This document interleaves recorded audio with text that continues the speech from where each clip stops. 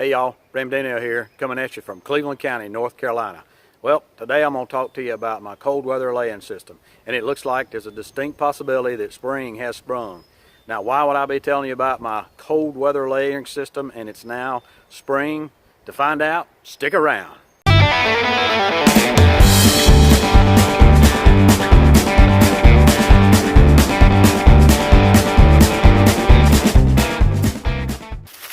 Okay, so we'll get the reason I'm talking to you out of the way first. The reason I'm talking to you about it is because I'm not for sure spring has sprung.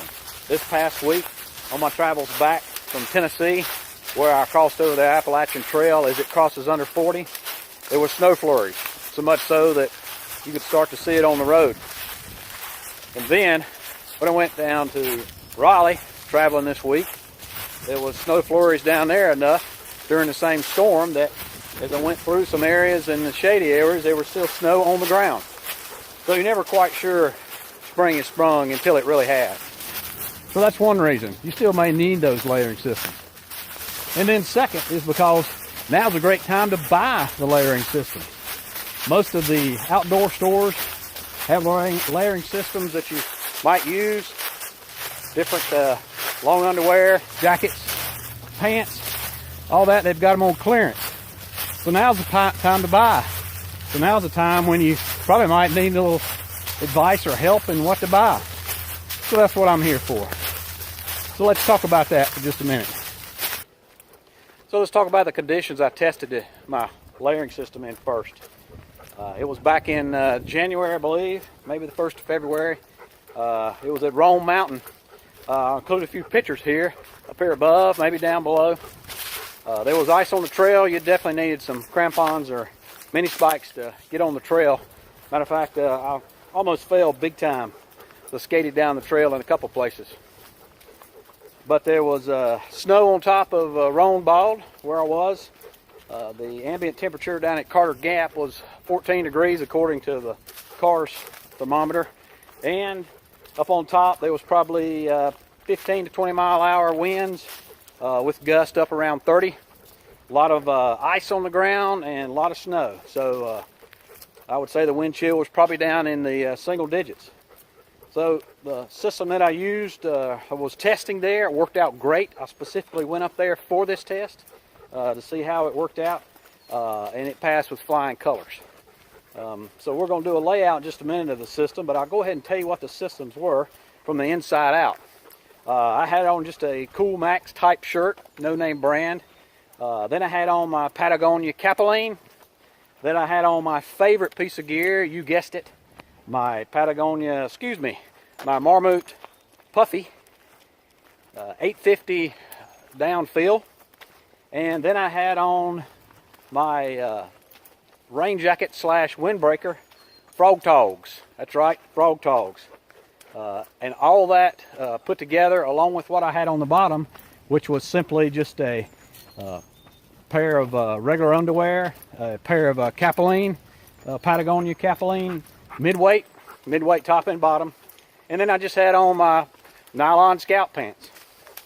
So all that together, walking for a couple hours around from Carter Gap up there, didn't have a pack on, but it all worked out great. I was warm as I could be. As a matter of fact, a couple times I actually took my hood down and let it off. However, in all that wind and with the wind chill, if I stopped for long, I definitely had to put both hoods back up. So all of that worked out great. I forgot to mention I did have a toboggan on underneath that, just a regular old wool toboggan. So all that worked out wonderful. And let's go inside and take a look at the layout. Alright, well it was such a pretty day that Roxy and I just decided to stay outside rather than go inside. And we'll show you our base layer out here in the woods. So we'll just start out at the bottom and work our way up top. We'll start on the inside and work our way out. So the first thing is these darn tough merino wool socks. On this particular test, I did not wear liners. I wasn't going to be out there that long. And this was actually before I started wearing liners. On my section hike, as I said in my previous video, I will always wear liners before now, but didn't have any problem with the merino wool keeping me warm, and it really wasn't wet conditions, so wouldn't worry about slipping and sliding around. My Moab ventilators, they did great as well. No problems with them. The socks keep me warm, and I didn't have to worry about getting cold in those. Wasn't any kind of wet weather or anything like that. They are not Gore-Tex. I don't wear Gore-Tex just because it really doesn't keep you dry. If it's going to rain, you're going to get wet, and it takes longer for them to dry out. So next I wore my Ex Officio boxers, 9-inch, and then I had my Patagonia midweight Capilene. So the Patagonia makes a thermal weight, which of course is heavier, and they make a lightweight, which is lighter. But this is this midweight kind of spans multiple seasons, and I have never had a problem with it before. So I had that up here at Roan Highlands, and then the only thing I had over top of that was my Scout pants, zip off, just regular old nylon Scout pants. I didn't get any wind cutting through like I thought I would, so I didn't get cold in that. If the wind had, well, it was very windy, if it had become an issue as far as temperature wise, then I would have put on some type of rain pants or some type of windbreaker pants to prevent that. But in this case, didn't have any problems with that, so all that passed fine. Then up top, I had just some type of dry fit shirt along with my Patagonia Capilene midweights again.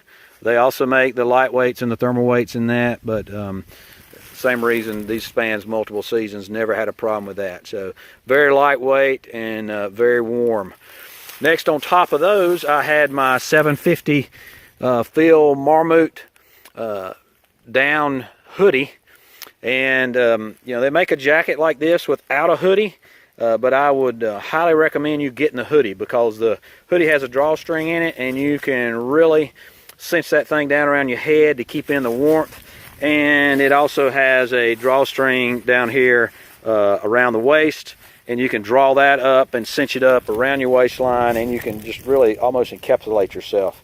Now the down hoodie doesn't do anything for wind, so to stop the wind, I had my Frog Talks jacket. It has a hood on it as well, and the hood does have a drawstring on it, so you can draw that up.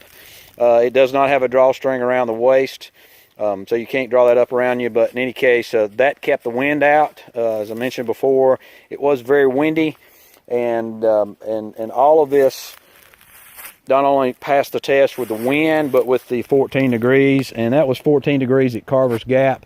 So I'm sure it was probably more likely around 10 with the wind chill in the single digits. I walked around for a couple hours with this. Was very, very comfortable. When I would take the hoodies down, kind of drop them down, I would start getting a little bit of a chill. But then if I stopped, I would get a little bit of a chill. But otherwise, just walking around, and I can imagine with a pack that I would be in perfectly good shape. So that's it. That is my cold weather layering system. I think I'll keep that with me.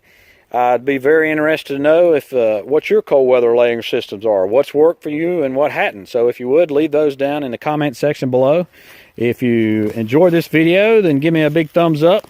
I'd appreciate it if you'd hit that big red subscribe button and subscribe to my channel. And as always, appreciate you. We'll see you out there.